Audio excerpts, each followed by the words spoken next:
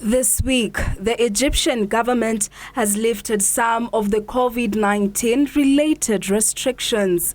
All malls and shops can now operate all week long until 9 p.m. when the night curfew begins. Traders say buyers are not purchasing much of the merchandise in what they attribute to lack of purchasing power since people have been at home without work for over a month. Egypt's government is trying to strike a balance between precautionary measures to fight COVID-19 and gradually resuming economic activities.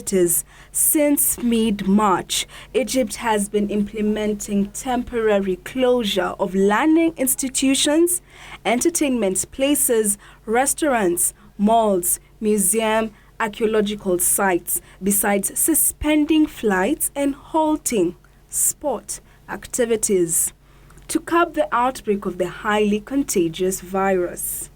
Meanwhile, with the global demand for flowers very low as the world focuses on fighting the COVID-19 pandemic, growers in the Netherlands, the world's largest flower exporter, are being forced to destroy their stock. Usually, April and May are the busiest months, but this spring, 80% of all flowers have been destroyed.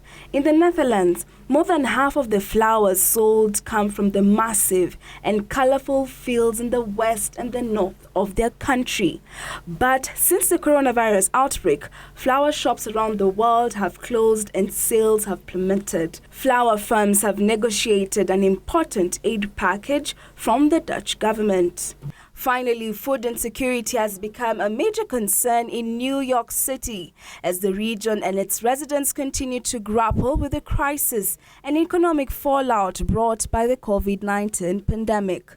With devastating job losses in the city, the number of people relying on food banks is rising alarmingly day by day. Even before the coronavirus hit New York City, more than 1.24 million residents are struggling to put food on the table.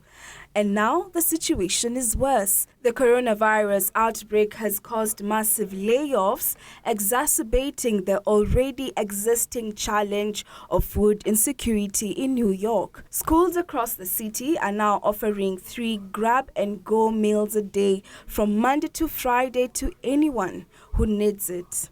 Fiona Shuru for Channel 1 Business News.